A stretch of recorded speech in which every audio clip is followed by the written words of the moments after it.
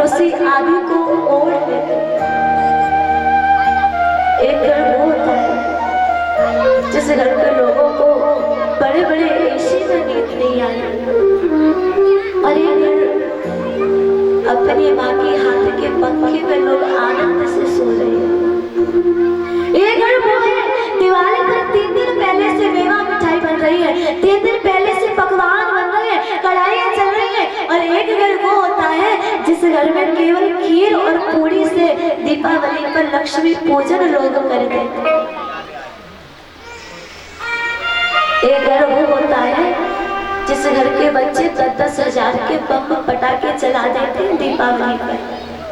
और एक घर का बालक आता है और दूर की छिंचरी लेकर के कहता है, भैया क्या हम गरीब हैं इसीलिए महंगे वाले पटाखे नहीं चलाते? क्या हमारे पास पैसा नहीं इसलिए हम महंगे वाले पटाखे नहीं चलाते? चाचा का बेटा 2 जोड़ी दीपावली पे वस्त्र लाया है, क्या मेरे लिए एक भी नहीं आएगा? क्या हम एक जोड़ी भी नहीं पहनेंगे?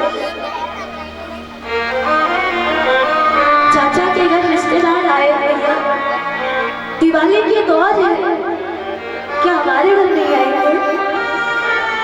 पड़ोसी के घर 2-2 दिन रह करके वो लोग चले जाते हैं और उस गरीब के घर 2 घंटे बैठ के कहते हैं,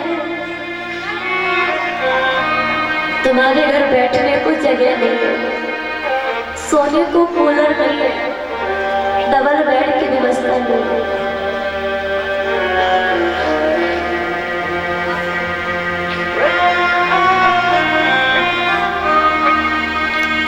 दुनिया वाले हमारा सम्मान नहीं करते, ये दुनिया वाले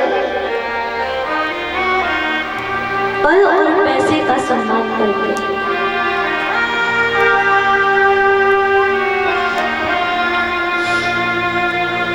पल और पैसे का।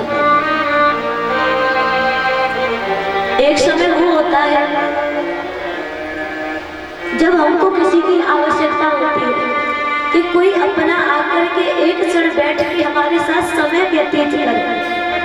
ऐसा समय आता है हर व्यक्ति के जीवन में, कोई अपना आके बैठे और 2 क्षण हमारे साथ व्यतीत करे।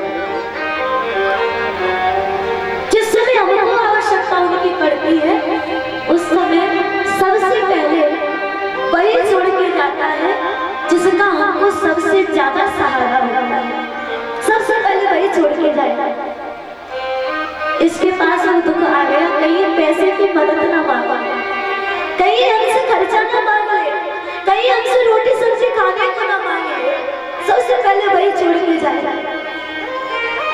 और एक समय वो होता है जी जिस समय हजारों की भीड़ पीछे खड़ी होती है और चीख चीख के पुकार पुकार के कहती है, देखो वो मंच पर हमारी भतीजी बैठी है, देखो वो मंच पर हमारी आरती बैठी है। क्यों महाराज? अच्छा आपको एक बात बताया,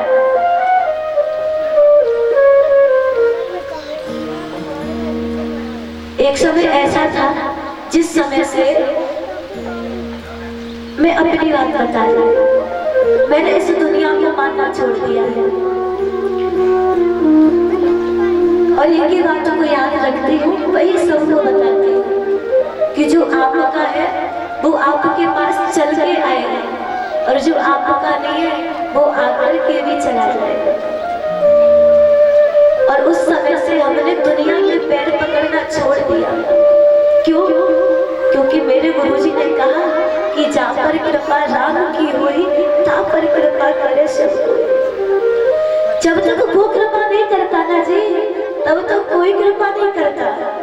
और आज जब उसकी कृपा हो गई ना जी, आज जब मुझे इस स्थान पर बैठा दिया तो हजारों लोग चीख चीख करके कह रहे हैं, पुकार पुकार के कह रहे हैं, अब वो मुझसे रिश्ता बनाने आ रहे हैं।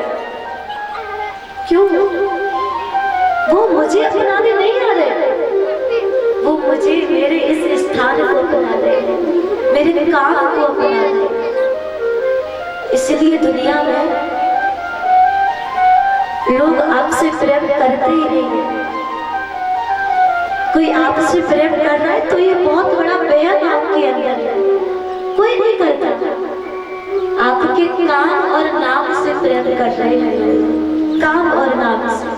जितना बड़ा आपका कारोबार चल रहा है उतनी ही ज्यादा भीड़ आपके साथ चल रही है, और आप जिस दिन किसी लायक नहीं बचोगे ना जी, कोई आपके साथ नहीं चलेगा, कोई नहीं चलेगा। इसलिए दुनिया के पैर पकड़ोगे, ये दुनिया आपको उतनी ही ठोकर देगी, उतनी ही गिराएगी हमेशा, यदि जितना पसंद करते हो। और एक बात बताए, आपके जीवन में यदि दुख आ जाएगा, कष्ट आ जाएगा, तो कभी इस दुनिया से मांगना नहीं, कभी संसार से मांगना नहीं। हमसे कई लोगों ने पूछा किशोरी जी कथा सुनती अपनी दक्षिणा बताओ, पैसे बताओ। महाराज किसी की नौकरी नहीं कर रही मैं, अपनी कथा का सौदा नहीं कर रही कि मैं आपको पैसे बताऊंगा। कोई दुकान खोल के नहीं बैठी हूँ कि बेच रही हूँ मेरी कथा को लो, मेरी कथा को लो, नहीं। ठाकुर जी की चाकरी करने निकले हैं, ठाकुर जी की सेवा करने निकले हैं। और आपसे क्या मांगूंगी मैं? इस दुनिया से मांगना छोड़ दिया क्यों? इस दुनिया से क्या मांगोगे? ये दुनिया खुद बिखा रही है। मांगो तो उससे मांगो जो सबकी झोली भरता है, जो सबका पालन करता है, उसी से मांगो। संसार से कभी नहीं मांगना चाहिए। दुनिया से यदि मांगोगे, यदि इस दुनिया में गलती से आपको 1000 रुपए झोली में डाल दिए ना जी, तो जब तक जीवन रहेगा ये दुनिया वाले आपको दबा करके रखेंगे, जब तक जीवन रहेगा। मैंने 1000 दिए, मैंने 1000 दिए, परंतु ये जो बैठा है ना जी 4 हाथ वाला, ये देकर के कभी आपको उलाना नहीं देता है। इसने हमको इतना दिया, फिर भी कभी आकर के ये नहीं कहा कि मैंने तुझे ये दिया, मैंने तुझे ये दिया, कभी नहीं कहता है। सुदामा जी ब्राह्मण, और ब्राह्मण को मांगना नहीं चाहिए। शास्त्र कहते हैं कि ब्राह्मण को भिक्षा नहीं लेनी चाहिए, मांगकर जो मिले उसे भिक्षा कहा जाता है, और जो बिना मांगे ले जाए उसे दान कहा जाता है। और ब्राह्मण का कर्तव्य है दान लेना और देना, मांगना नहीं चाहिए।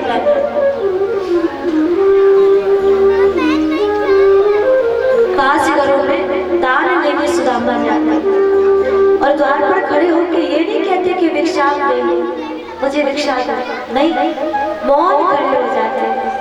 और महाराज जी बिना मांगे जो दे तो लेकर के आ जाते, और ना दे तो जय श्री कृष्ण बोल करके आ जाते। और एक द्वार पर उतनी ही देर रुकते जितनी देर में एक गाय दुही जाती है, एक गाय का दूध निकाला जाता है। एक गाय को धोने में करीबन 6 मिनट का समय लगता है। 6 मिनट सुदामा एक द्वार पर रुकते, फिर दूसरे पर पहुंच जाता है। और जब दान लेकर के आते ना जी, तो द्वार पर वो बालक आस लगाकर खड़े होते, आज पिताजी कुछ लेकर के आएंगे, आज पिताजी कुछ लेके, आस लगा कर बैठे। 3 दिन हो गए, कुछ तो लाए नहीं, आज तो लेके आएंगे।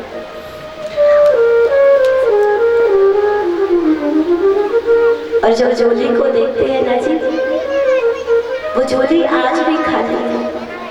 रो करके बोले पिताजी क्या आज भी हमें कुछ मिलेगा? क्या आज भी हम कुछ पाएंगे? 3 दिन से कुछ नहीं खाया पिताजी, क्या आज भी हम भूखे रहेंगे? सुदामा बोले बेटा, उसकी इच्छा के बिना संसार में एक पत्ता हिलता नहीं है, तो हमको भोजन कैसे मिल सकता है? कैसे मिल सकता है? एक बात बताए, जिस पिता के बालक दुखी होते हैं ना जी, भूखे और प्यासे घर पर सोते हैं, वो मैया आंसू बहा करके अपने दुख को निकाल सकती है। परंतु जिस पिता के बालक भूखे और प्यासे रात्रि में सो जाते हैं ना जी, उस पिता के हृदय से जाकर के पूछो कि उस पर क्या बीतती है, उस पर क्या बीतती है। वो पिता दिन और रात कोशिश यही करता है कि मेरे बच्चे सुखी रहे, मेरे बच्चों का पेट अच्छे से भरे, उनकी पढ़ाई लिखाई अच्छे से हो, उनके मैं अच्छे से अच्छे कपड़े पहना। हर पिता का सपना यही होता है कि मेरी संतान सुखी हो। अच्छा एक बात बताएं आपको, माँ की महिमा को बहुत लोगों ने गाया, पर उस पिता के दर्द को गाने के लिए तो किसी शास्त्र में सामर्थ्य नहीं है। उस पिता की पीड़ा को बताने के लिए तो किसी वेद में सामर्थ्य नहीं है जी। माँ की महिमा को बहुत संतों ने गाया, परंतु पिता के दर्द को तो कोई बखान कर ही नहीं सकता। क्यों? माँ तो रो करके अपनी पीड़ा बखान देती है, बता देती है, परंतु वो पिता कष्ट में होकर के भी इन आंसुओं को अंदर छुपा करके रखता है। वो निकालता नहीं है, किसी को नहीं बता पाता। बेटा को बुखार हो तो केवल मैया ही नहीं जागती, चुप चुप करके कच्ची नींद में तो पापा भी सोते हैं। माँ बेटा यदि रोता हो तो केवल माँ ही उसको रोरी नहीं सुनाती, झाँक झाँक करके कपल के अंदर से धीरे धीरे तो पापा भी देखते हैं। भोजन रोटी माँ बना रही है किचन में, तो मेहनत करके तो कभी पापा भी लाते हैं। सुबह निकलते हैं 7 बजे, रात्रि को 9 बजे आते हैं। खेत पर ना जाने क्या क्या नहीं करते हो, फावड़ा चला रहे, हल चला रहे, धूप है, गर्मी है, छाव है, बारिश है, पता नहीं चल रहा उनको कि हो क्या रहा है। ना पसीना देगा, ना खून देगा, ना पानी देगा, बाहर आ रहे, मेहनत कर रहे हैं। और उस 6 महीने की फसल में एक ट्रॉली अनाज क्या हो जाता है, वो पिता प्रसन्न हो जाता है और उस अनाज को देख करके उसके पूरे वर्ष की मेहनत निकल जाती है। उसको देख करके वो खुश होकर नाच जाता है। 1 वर्ष का अनाज होगा, मेरे बच्चे अच्छे से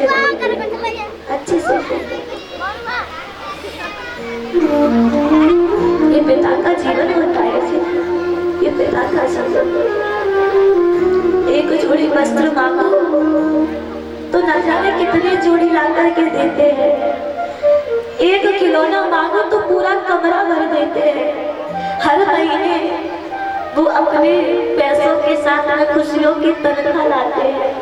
हर दर्द अपने अंदर ही छुपाते हैं, हर पीड़ा को आंसुओं में पी जाते हैं। हे भगवान, आप बताओ ये पापा कौन सी दुनिया से आए हैं, बताइए। बच्चों के लिए हर एक जोड़ी नया कपड़ा और वो पुराना ही पहन करके कहते नहीं, मैं इसमें बहुत अच्छा लग रहा हूँ। बेटा कहता है पापा आप अपने लिए नया कुर्ता लेके नहीं आए, बोले मेरा पुराना ही पुराना नहीं हुआ, वही नया रखा है, मैं उसी को पहनूंगा।